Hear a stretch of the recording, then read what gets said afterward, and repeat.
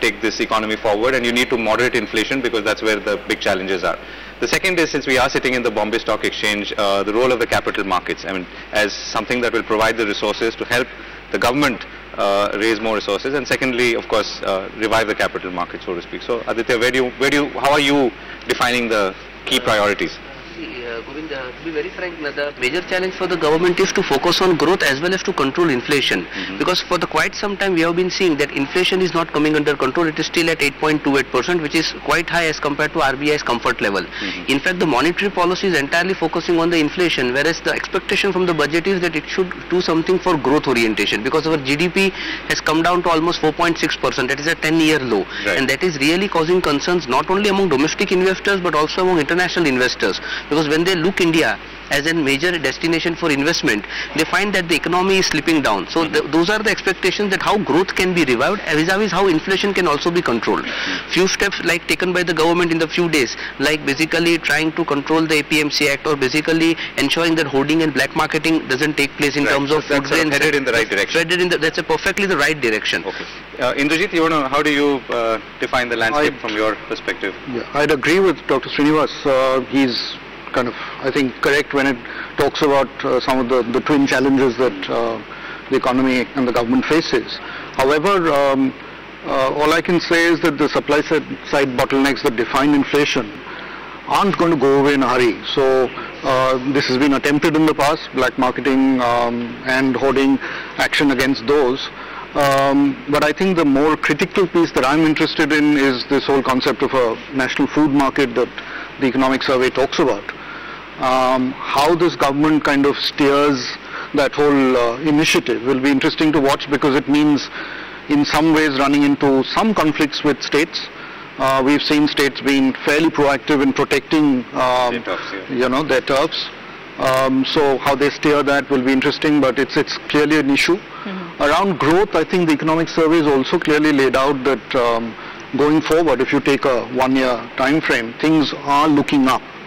But it's going to take at least a year for things to. So I'm not sure quick fixes are possible. So rule out quick fixes. Let's focus on what can be achieved over a long term. The question, of course, is who has the patience and whether the government can outlast its honeymoon period. Aditya, let me come back with another quick question or point. What are you looking at, or rather, how are you looking at this budget directionally? What's the theme that you want to see being presented? I mean, we'll come to the specifics later. Yes, see, primarily what I feel that this budget would set a roadmap for coming next 5 years. It's not a short-term activity, but it's basically identifying. So the first thing is that they should be look like and sound like a 5-year roadmap, not something that's going to fix something next month. Because you cannot do that. Even if you want, you cannot do that.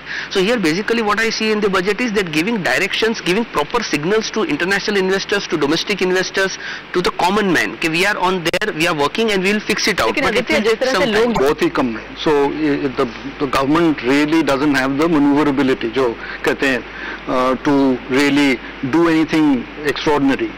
But certainly, I think the critical thing is getting jobs back, and to get jobs back, growth to लाना पड़ेगा. So especially in sectors where there is potential for growth, construction particularly is one area which creates new jobs. So some amount of priming is important. Construction, government infrastructure projects जो बन रहे, especially the freight corridor and 2-3 और बड़ा जो project है, उससे काफी relief आ सकती है. आप ये कह रहे हैं कि सरकार की जो मंशा लगती है फिलहाल वो ये नहीं लगती कि वो सस्ती लोकप्रियता की दिशा में आगे जाएगी, बल्कि ये लगता है कि ठोस कदम उठाकर नौकरियां बढ़ेंगी और आमदनी बढ़ेगी, ना कि ऐसे कदम उठाए जाएं जिससे सस्ती लोकप्रियता. I think it's better to stay away from populism. I think वही message I think Mister Modi is try to send. लेकिन रेल के किराए वापस लेना तो इस तरफ भी इशारा करता है कि पॉलिटिक्स भी कोई चीज है. Well, some of it is inevitable. I guess it's a bit of a balancing act, but ये तो देखना पड़ेगा कि कैसे they do it. But majority तो है parliament में, so that parliamentary logjam that we faced in the past is a thing of the past at least. So Aditya, two things if we can look at. One is growth and the other is resources. And resources includes the tax that Indrajit spoke of. It includes what you could potentially raise from the markets. How would you break up growth, and what are the elements within growth that could see some kind of acceleration if we are to achieve those 5.5 to 5.9% targets that we are now talking about? See, typically what I feel, the objective of the government first is to reduce the fiscal deficit, to make fiscal prudence, because still we are at something 4.5% of GDP fiscal deficit, which is definitely not comfortable from domestic perspective as well as from international perspective. So what I feel is that the government would come out with a major disinvestment program whereby they would try to raise good amount of money from the market. This would help the capital market also, that would bring back retail investors back into the market, install confidence, and at the same time I think that government would try to focus to create more jobs in the manufacturing sector. See, in the last, if you just study our historic background, typically what has happened, we have moved from being an agriculture economy to straightway being a service oriented economy. So somewhere we have missed the lag of manufacturing based jobs. So that needs to be created, because on one hand we have 70% of population below 35 years of age. We have highest number of English speaking graduates, highest number of engineers passing out. More than 50% in agriculture. Agriculture, yes. So if we don't have jobs on the other hand, that would really create a distorting situation, and that can only help the economy to even widen the tax base. See, we have a population of 1.2 billion, but only 3 crore 60 lakh people file income tax return. How much of them they actually pay? So it is very abnormalities there. Our tax to GDP. So what we are saying, I think, as I get from both of you, is that there is a huge resource side of the balance sheet which needs to be focused on. Yes. So one is the disinvestment, divestment, maybe even privatization, and what that will bring in. The other is to shore up the tax base, which has been a traditional challenge and something that we've not been very successful in. Are there any other ways that the government can? I think it's also around making the subsidies, at least that part of the spends, much more productive. And I think the government has now clearly signaled that they're committed to Aadhaar, and that should in some ways also help target subsidies to the people who need it. The other message that seems to have come out from the economic survey is that they're going to now shift from price support to income support. Aadhaar will, I think, help you make that transition as well. So that will be interesting to see whether, because a lot of that money gets wasted, as we all know. Right. So a that critical part of resources is managing expenditure. This is an important part of managing expenditure and subsidies. Absolutely. Are there anything else on the resources side before we come to growth again? See, in the resources side, what I feel, the government should try to reduce its stakes more in even PSU banks and other PSUs also, whereby even with a lesser stake, they are able to control them, but at the same time generate resources.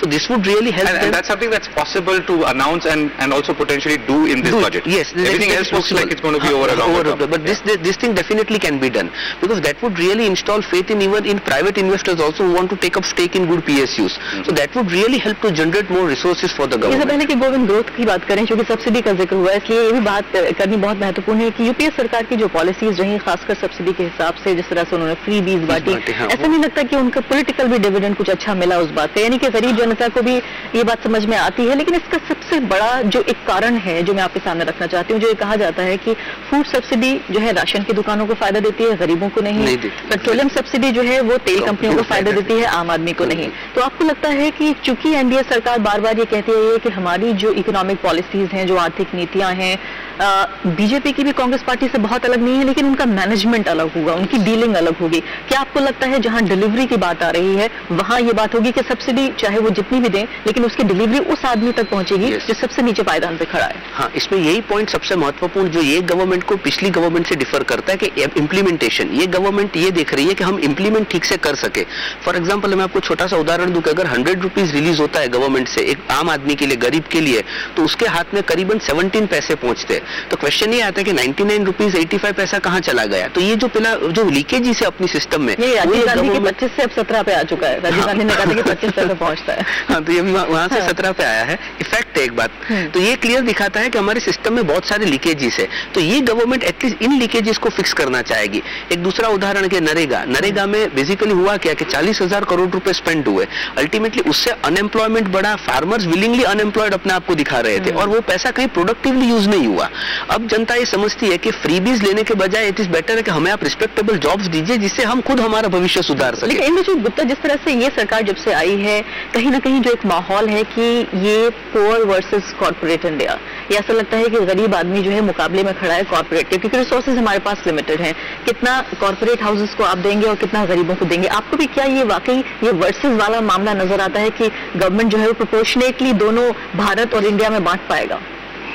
ये तो जो gas pricing का जो decision था उसमें भी ये मुद्दा दिख रहा था। dikha. But I think the government has done the right thing in terms of taking a much more well thought through decision if you look at just gas pricing alone. And this conflict has been around for the last 10 years. It's not new. Corporate always wants to focus on growth. लेकिन नई सरकार से नए challenges और नई उम्मीदें भी हो रही हैं, क्योंकि गरीब आदमी ने खासकर जो बीजेपी को वोट दिया, इतनी बड़ी मेजॉरिटी दी, वो शायद अपनी जिंदगी बदलने की एक उम्मीद के साथ, तो क्या उसकी उम्मीद कुछ न कुछ भरेगी सरकार? I should think so. I think the two things that need to be balanced out is one is issues like land acquisition, which affect the common man, because you just can't take away the land from a farmer and kind of give it to a big business and expect that things will be okay on the ground. So that balancing act and ensuring that it is easy for business to move to the next level of industrialization and not dispossess farmers and leave them completely in the lurch, that balancing act needs to happen. And I think UPA to some extent went to the other extreme. So some amount of recalibration perhaps needs to happen. कहीं ना कहीं balance होगा. Yes, लेकिन आदित्य ये बताइए फिलहाल, इससे पहले कि हम अगले मुद्दे पर आए, कि अरुण जेटली ने कहा है कि माइंडलेस पॉपुलिज्म नहीं होगा, जो अब तक के उनके फैसलों से लग भी रहा है, लेकिन क्या माइंडलेस डेवलपमेंट होगा? नहीं, डेफिनेटली माइंडलेस पॉपुलिज्म नहीं होगा तो माइंडलेस डेवलपमेंट भी नहीं होगा, क्योंकि डेवलपमेंट करने के लिए रिसोर्सेज चाहिए और उसको इम्प्लीमेंट करने के लिए एक तो पॉलिटिकल विल जो कि साफ साफ दिख रहा है कि है गवर्नमेंट में, लेकिन उसको में भी लैग इफेक्ट आता है कि अगर वो इम्प्लीमेंट भी करे तो उसमें टाइम लगेगा. लेकिन एक चीज मैं बहुत श्योर हूँ इस गवर्नमेंट से कि कोई भी फ्रीबीज या पॉपुलिज्म वाले मेजर्स ये लोग नहीं लेंगे, क्योंकि एक तो इकोनॉमी वो स्टेज में ही नहीं है कि हम वो एब्जॉर्ब कर सके, एंड सेकंड ये लोगों को ये सिखाना चाहते हैं कि basically let us build a bright future. ये ऐसे एक एग्जांपल हम देते हैं कि it is better to teach person fishing rather than give him daily a fish to eat. लेकिन ये कॉर्पोरेट की भाषा में ये जरूर बुरा लगता है कॉर्पोरेट को कि सब्सिडी जितनी जा रही है वो फ्रीबीज कहते हैं, लेकिन ये शायद हमें नहीं भूलना चाहिए कि अभी भी 2/3 भारत, 2/3 ऑफ इंडिया जो है वो गरीबी की रेखा से नीचे जी रहा है. उसको अभी भी फूड सिक्योरिटी की जरूरत पड़ी, यानी कि वो पेट भर खा के सो सके, ये गारंटी भी उसे सरकार से चाहिए. क्या ये भूल जाए हम? नहीं, ये भूलना नहीं है, लेकिन इसमें ये समझना है कि जैसे 2/3 भारत पुअर है उसमें ना नहीं है, लेकिन जो इम्प्लीमेंटेशन पॉलिसीज के होते फूड सिक्योरिटी एक्ट है उसमें एक्चुअल क्या फूड वो आम आदमी को पहुंच रहा है, वो बहुत बड़ा क्वेश्चन मार्क है. वही फूड ब्लैक मार्केट होकर अल्टीमेटली मार्केट रेट्स पे उसको खरीदना पड़ रहा है. पहुंचना चाहिए, इस बात से सहमत हैं आप? उससे पहुंचना चाहिए, अगर पहुंचना है तो मिलना चाहिए, इस बात से आप सहमत हैं? पहुंचने की गारंटी सरकार की होनी चाहिए, लेकिन मिलना चाहिए, इस बात से आप सहमत हैं? What you're saying is really populism, yes, but not mindless populism. Not mindless populism. Obviously, it should be rational one, and it should actually reach the people who deserve it. ऐसा नहीं कि वो again is going round tripping and again people who those who have they are only benefiting out of it. So to come back to the themes as we go into this budget, we said that we are not looking at we are looking at a long-term roadmap, but we are also looking at fixing some things immediately, right? And if you look at both the resources and the growth side of the equation, when it comes to resources, some things can be fixed quite soon, right? Or announcements can be made when it comes to raising resources and comes to managing resources. On managing resources, are you seeing or would you expect or hope some kind of restructuring of some of the key subsidy schemes? Or flagship schemes? Yes, definitely. For example, in Narega, what I feel that government already they have, I think in one of the manifestos they have said that instead of using that money in freebies, that money should be utilized in creating capacity generation, assets, in creating assets, in creating capacity generation. So that would also lead to productive employment, which would help to manage the resources in a much better way, rather than giving mindless freebies and then ultimately resulting into a big fiscal deficit gap. So that is one thing which I am looking very forward with this government. So let me ask you a more fundamental question. Something like Narega, it's a recent creation. It's less than a decade old, right? Do we need it?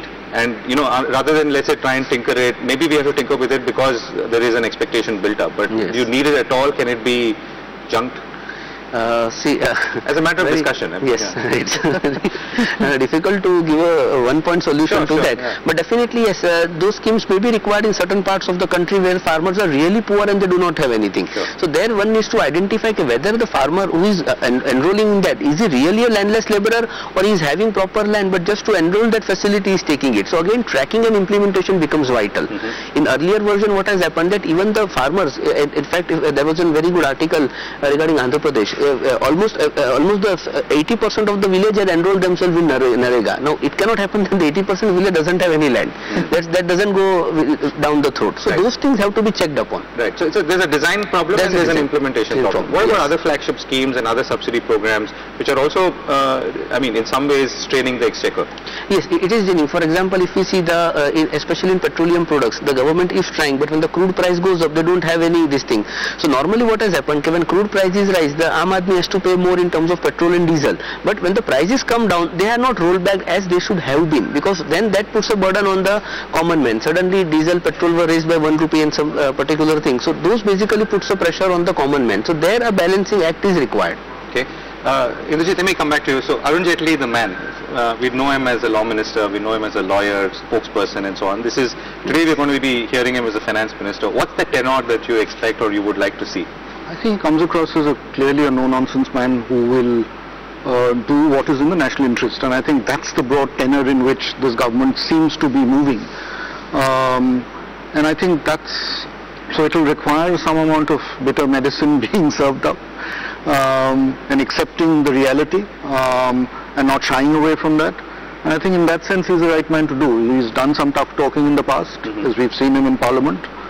And at the same time, as everyone knows, he does have friends on both sides of the spectrum. So it requires some amount of reaching out to carry people with you, and I think one should expect some interesting... Right. So straight talking politician who will administer the right dose. Is that, you agree with that, Aditya? Yes, I mean, we've only got less than half an hour to find out. Yes, definitely. A straight talking man with no nonsense attitude. So he'll try to fix things but in a rational manner. लेकिन ये बताइए फिलहाल अगर आपसे मैं पूछूं, ये जो पॉलिटिकल डायरेक्शन की किस तरह की उम्मीद करें? हमने इकोनॉमिक्स के बारे में तो जरूर बात की, लेकिन ये भी हम जानना चाहते हैं कि सरकार की जो नीतियां हैं, ये पॉलिटिकल पार्टी के तौर पर जिस तरह का चुनावी प्रचार हुआ, जो कैंपेन हुआ इलेक्शन, उसमें जो कुछ हमने देखा है, क्या उसका रिफ्लेक्शन यहाँ नजर आएगा? बीजेपी खासतौर पर एक रिफॉर्मिस्ट पार्टी के तौर पर नजर आती है हमेशा, उसकी पॉलिसीज भी, लेकिन ये भी कहा जा रहा है कि 90 के दशक के बाद, 90s के बाद अब दोबारा एक सेकेंड राउंड ऑफ रिफॉर्म्स आ सकता है। क्या इतना ड्रास्टिक किसी बदलाव की आप उम्मीद कर रहे हैं जिससे हमें पॉलिटिकल डायरेक्शन में नजर आए सरकार का? One thing very clearly आप देखेंगे कि there will be a lot of focus on federalism, because India cannot be managed in a one-size-fits-all kind of strategy. You will have to carry the states with you, and I think उन्होंने कोशिश तो किया है to reach out to the states and try and kind of get them to work in tandem with इतने बड़े mandate के साथ ही भी लगता है कि जो सेंटर है, जो केंद्र है, वो ज्यादा मजबूती के साथ चले, स्टेट्स को इग्नोर कर दे। ये भी कभी न कभी टेंडेंसीज देखी गई हैं पिछली बार जब इतने बड़े मैंडेट के साथ। That will be suicidal, because I think like he was saying, there are states where NREGA has worked, in states where NREGA, like Kerala, hasn't worked at all. Now if you kind of thrust policies down from Delhi, it will be counterproductive. We've seen that in the UP regime already, and I think they recognize that it is better to play the role of a catalyst and a facilitator and share best practices among states, rather than try and kind of sit in the center and kind of create one-size-fits-all policies for the entire nation. I think that recognition is there. So in that sense, because there are other state governments from different political parties at the various states, some amount of cooperation is required. One hasn't seen that in West Bengal, where I come from, and that's worrisome. But I think people will come around. And particularly for the goods and services tax, right? That's one of the biggest reforms that we are expecting. क्या राज्य सरकारें आएंगी इस बार, सहमत होंगी? क्योंकि कहीं ना कहीं यूपीए सरकार की ये दुविधा हमेशा से रही। बीजेपी हालांकि जीएसटी का गवर्नमेंट विरोध करती रही जब विपक्ष में थी। ऐसी जीएसटी को अगर हम समझे ना, तो वो एक ऐसी चीज है which would not only help the entire economy domestically but internationally भी, as per purchasing power parity अपनी इकोनॉमी की साइज बढ़ जाएगी, बिकॉज उससे मल्टीपल टैक्सेस निकल जाएंगे। तो एक तो प्राइसिंग कॉम्पिटिटिव होगी, जिससे आम आदमी की खरीद शक्ति भी बढ़ेगी। At the same time internationally हम हमारे प्रोडक्ट्स को ज्यादा कॉम्पिटिटिवली लॉन्च कर पाएंगे। तो ये सारे स्टेट्स को कहीं ना कहीं जो रेवेन्यू का प्रॉब्लम है, एक मैंने रिपोर्ट पढ़ी तो उसमें करीबन 48,000 रेवेन्यू लॉस स्टेट्स कह रहे हैं कि हमको अगर जीएसटी आप लाते हो तो हमें होता है। तो गवर्नमेंट ने उस वक्त क्या कहा था कि around 5 years we'll try to amortize that. लेकिन ऐसी कौन सी स्टेट गवर्नमेंट है जो आपको लगता है रास्ते में आ रही हैं, जो नहीं चाहती हैं कि जीएसटी आए? इसमें कुछ स्टेट गवर्नमेंट्स इसमें जीएसटी का जो बिल है उसमें मुझे जहां तक नॉलेज है कि वहां उसमें एक ऐसा शायद क्लॉज है कि फाइनेंस मिनिस्टर जो सेंटर के हैं, he has a veto power to outright reject the state finance minister's recommendation या decisions of state finance minister. तो वो भी कहीं ना कहीं एक रीजन है कि स्टेट शायद उसको सपोर्ट नहीं कर रहे हैं। तो अगर ये चीज में आज आप ये उम्मीद नहीं कर रहे हैं कि जीएसटी का अनाउंसमेंट हो जाएगा? नहीं, मेरे ख्याल से अनाउंसमेंट तो होगा, बट उसमें कोशिश की जाएगी कि स्टेट्स को भी साथ लेके चला, जैसे सर ने कहा कि वो बहुत इंपॉर्टेंट है कि अगर सीधा इंप्लीमेंट करने की ट्राई करेंगे तो बैकफायर होगा, वो सबको साथ लेके ही करना और एक बड़ा और दूसरा पॉइंट डीटीसी का भी है, डायरेक्ट टैक्स को जिक्र कर रहा हो रहा है बार बार कि ये दोनों जो डीटीसी एंड जीएसटी, आम आदमी भी आजकल समझ रहा है कि ये कौन से टर्म्स होते हैं, तो डीटीसी को लेकर क्या सरकार की सोच नजर आती है? डीटीसी में बेसिकली एक तो क्या लगता है कि in order to widen the tax base and rationalize the tax rate, शायद डीटीसी में कुछ सुधार किए जाए। बहुत बड़ा एग्जम्पशन तो शायद ना मिले, लेकिन मार्जिनली शायद डेफिनेटली इसमें पहल करके वो दिखा सके कि यस वी आर। ये चर्चा हम जारी रखेंगे। गोविंद, मुझे बताया जा रहा है कि फिलहाल हमारा समय यहाँ समाप्त हो चुका है। हम यहाँ से मुंबई से, जी हाँ, मुंबई से आपके पास आते रहेंगे, हम ताज़ा समाचार आपके साथ लेकर, उस तरह का एनालिसिस जो मैं और गोविंद करते रहेंगे दिन भर आपके साथ। लेकिन फिलहाल उन लम्हों का इंतजार हो रहा है जबकि संसद भवन में पहुंच जाएंगे वित्त मंत्री, अपना वो अटैची जिसे कहते हैं वो ब्रीफ केस लेकर वहां पर, और देखेंगे उस पिटारे में क्या कुछ मौजूद है पूरे भारत के लिए। So there you have it, of course, that update coming to you from our Mumbai studio with Govind Athiraj and Arfa Khanum as well. I have with me in the studio here senior journalist Priyaranjan Das still with me. Priyaranjan, we heard them speaking about a lot of things. We heard them speaking about, you know, tax reforms. We heard them speaking about what needs to be done. It should be a 5-year plan, or should it be a 1-year plan to try and bring about a quick fix. Something that they didn't touch upon was, of course, job creation. Now that is also extremely important as far as the future of the economy is concerned, isn't it? Well, I thought they did discuss or refer to job creation when they spoke about India having, as if it has transited from primarily an agricultural economy to a services sector economy. Well, services today are more than half of India's economy, 57%. And agriculture, of course, the share has dwindled to 13.5%. But manufacturing doesn't have a respectable share. It is in manufacturing sector that, you know, conventional wisdom is that manufacturing will create the jobs. Now that's the development model most countries have followed to become developed. Ours is a very unique economy that we actually have such a large share of services before we could have a reasonably good share of manufacturing in the economy. For one of the largest economies in the world, this is a very unique phenomenon.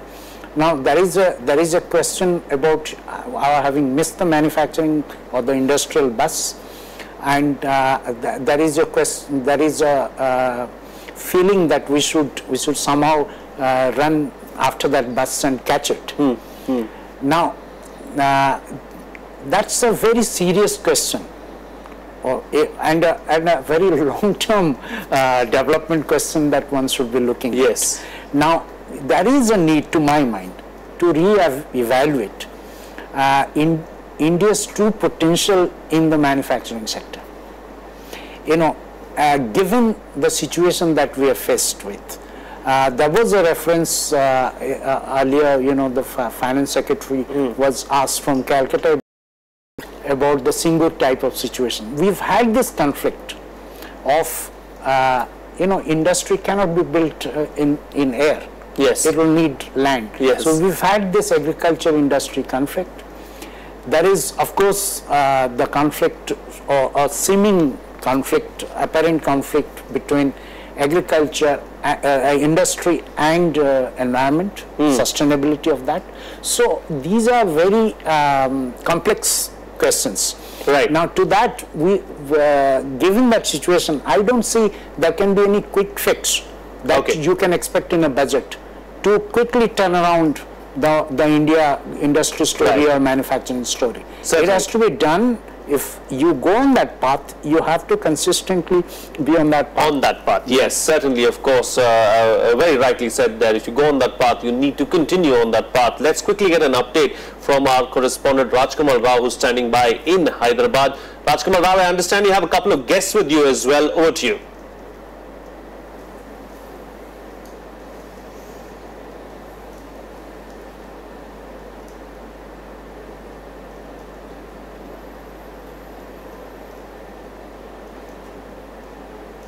You seem to have some delay there, but try and get to Rajkumar Rao. Industries, because Hyderabad has been suffering on these financial problems because of the agitation of Telangana. Now the state is formed. This capital holds responsibility for 2 states. So I have industry body heads with me. Sir, let me start with you first. You are the president of FAPSI. So what kind of expectations that you have? We expect from the government to have reforms in labor laws reforms and land acquisition reform. We just expect the government to create an increased ease of doing business in the entire industry, trade and various other fields. That alone can bring investment and boost employment and the growth in GDP, in my view. The period of 1991 first generation reform have been used already. They have finished their utility, and it is the time to have a big reform again during this budget, and we expect the Prime Minister, the Finance Minister to create these kind of facilitate these kind of reforms in a big way. Sure. Mr. Anil Reddy, you represent MSME industries. So what is the state of MSME industries in Hyderabad, and what kind of expectation that these small scale industries have from the Finance Minister, sir? The MSME has a lot of expectations. If you see the last couple of years, there are mismatch of figures with both the governments or from central government as well as state governments. Now we really look forward to the central government and the state governments. Immediately this correction has to be done. For MSME, there should be a special package for in central excise, the reduction of excise duty, and for MSME for special interest rates on interest, that is the more important. Again, coming to the infrastructure, power is again more important to the MSME sector. So these are the more foremost important to take care of the small scale sector. Sure. So, last question to the food processing industry. This government has talked about this, and President joint address to the Parliament also gave an importance to food processing industry. So do you see any kind of hope for the development of that industry in South India, sir? Yeah, it is a food growing area, South India basically, and I expect GST to come as early as possible because it will regulate the food prices. I also want APMC Act to abolish because that restricts movement of agriculture goods. Third very important thing is labor, because food processing industry is labor incentive, so labor law should be reformed. Fourth very important point is encouraging the brand in food industry. Government should plan to encourage, basically can give some subsidies for creating the brand. Fifth very important point is low tax regime for food processing industry. Sure, that's what the industry bodies are saying, Frank. They want low taxation and more facilitation in getting loans from banks, because MSME industry is very crucial for development of cities like Hyderabad, Bangalore and other parts of South India. This government has promised 100 smart cities where these kind of ancillary industries and small scale industries will play a crucial role. So industry is hopeful that this finance minister in his first budget speech will give some kind of waivers for the industry. Frank, back to you. All right, thank you Rajkumar Rao for joining us there with that update from Hyderabad. Of course, I mean, if you look at it, Priyaranjan, I mean, everyone has expectations, everyone has demands. There are you know, expectations from the industry, there are expectations from corporates. We have certain expectations. The entire country is riding on hope and expectation, and also you have certain demands from all the ministries. Now, every one of them can't be kept happy, can they? Because it's going to be extremely challenging to keep even some of them happy. Well, I would say, you know, instead of keeping everybody happy, the situation is that India has to go through a painful process. Now, if that pain is shared reasonably and fairly, that would be, and if the budget does that, you know, in terms of a fair sharing of that painful process of transition that we are making, and the difficult, you know, from the present economic hardship to perhaps a better future. That is, if that can be achieved, that would be a great thing. But even that would be a great balancing act. Indeed, of course, there's a lot of talk about GST, you know, the goods and services tax. Certainly this time around it's not going to be a reality, but how serious is the government on ensuring that, you know, this is implemented? Well, it's been in the pipeline for so long. It's been discussed at the level of the state finance ministers, and a lot of progress has been made. But it's got stuck, you know, because it will require eventually, ultimately, it will require a required a grand bargain between the center and the states and among the states. And that grand bargain politically hasn't been possible. So that is the main cause of the delay, I would say. But there is no question that GST would be a boon to the economy, and even by a conservative estimate, GDP growth, GST alone can boost it by 1 percentage point. So that is a tremendous, and its impact on the prices and in controlling inflation, etc. No question that it will have a very salutary impact on that. Right. So given all that, there is a need for GST. But the budget itself, in the economic survey, that has an interesting suggestion. It says that halving it to the GST, which is envisaged as dual GST, you will have a state GST and a central GST. The economic survey suggests that as a halving it to the GST in the entire country, you could perhaps have a central GST. And that's quite achievable, because in terms of the taxes on goods, indirect taxes on goods at the central level are sort of veering around this 10% rate. Right. And the service tax is also around 10%. There is a possibility that you could, if you can arrive at a central GST rate, which is still a matter of discussion, and I don't think there is a consensus on that yet. Right. You could take steps towards it and have a central GST with a defined roadmap for eventually rolling out GST as it is designed to be. Certainly, okay. Right, do stay with us. We'll continue talking about this, of course, but let's quickly get an update from our correspondent Vishal Dahiya, who's joining us from the Parliament corridor, of course. Vishal, take us through the scenes there at Parliament. What's happening at the moment as we speak? Well, Frank, it's just a matter of minutes, and all these speculations about the first budget of the NDA government led by Narendra Modi will come to an end in a short while at 11 a.m. when the Finance Minister Arun Jaitley will start his budget speech. It will be at least, we're expecting an hour and a half long, in which all these questions which have been raised for the past few days about the economic policies of the NDA government, all the speculations about what exactly will the budget have for the common man, what will it have for the corporates, what will be the policy outline of the NDA government on the country's, the entire economic condition will come to, will be now revealed before the common man. Just a short while back, just around 2 minutes back, the cabinet has come to an end. The cabinet was convened around 10:15 to go ahead and give a final approval to the budget. We are told that the finance minister gave a gist of what exactly is expected in the budget to the cabinet. It was approved. Now all the ministers along with the Prime Minister have moved from that first floor room to the ground floor to the House, and in a short while from now we will have the proceedings of the Lok Sabha when the Finance Minister will start his budget speech. All right, Vishal Dahiya, thank you so much there for joining us with those details. The Finance Minister is slated to, in fact, start delivering the budget in just a few minutes from now. In fact, a couple of minutes away from Arun Jaitley's maiden budget there. Is just a couple of minutes away, of course. All these answers, everything that we've been debating about in the media over the last week or so is going to be answered. But going by what we've seen in the rail budget, we've seen the PPP module being trying to be implemented in everything there as far as the rail budget is concerned. Are we going to see something similar in the finance budget or Arun Jaitley's budget as well? In the rail budget, the government has definitely shown a certain degree of resolve to face the reality and be pragmatic. And I expect the same thing to continue in the general budget. Right, certainly, of course.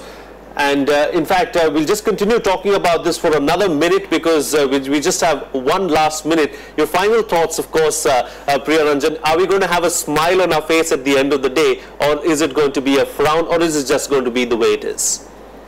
I don't, as I was saying some time back, I don't see there is any scope to bring smile on anybody's face, because we are in difficult situation, and there are hard decisions which need to be taken, and the Prime Minister has spoken about bitter pill, and the government seems having the resolve to swallow the bitter pill or give the bitter pill and bite the bullet.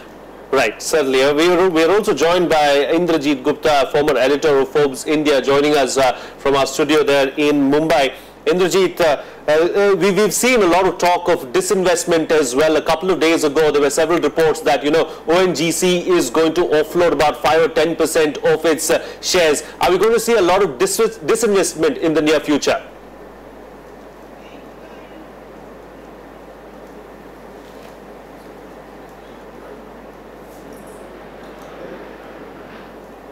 Well, we seem to have lost the line there with Indrajit Gupta. I mean, let me pose that same question to you, Priyaranjan. Well, the highest that ever been provided for is, I think, 40,000 crore in a year towards this. Disinvestment is a funny word. Means it's selling of PSU shares to the public. Now, that being the case, means 100,000 or 1 lakh crore, I think would be a good figure for this government to start in the first year. Indeed, given the resource, given the situation of raising resources that you require to do, and given the fact that public sector is essentially owned by the people of the country in the name of the President of India. So why not actually make the people the owner? So the public ownership of public sector would be a good idea without losing its character. The fiscal deficit, of course, is almost 4% of the GDP. Now, how do you see the government trying to bring down that margin? Fiscal deficit can be brought down in two ways. Either you compress expenditure or you collect more revenue. Now, the finance minister a couple of days ago has told Parliament that his preferable way of doing it would be to boost growth and so expand the base to collect revenue and expand the tax base. Thereby you collect more revenues and have a greater control over fiscal deficit. But surely that you will need to manage expenditure as well. All right, I'll have to cut you short there. Of course, Parliament is in session now. Let's switch across to Parliament.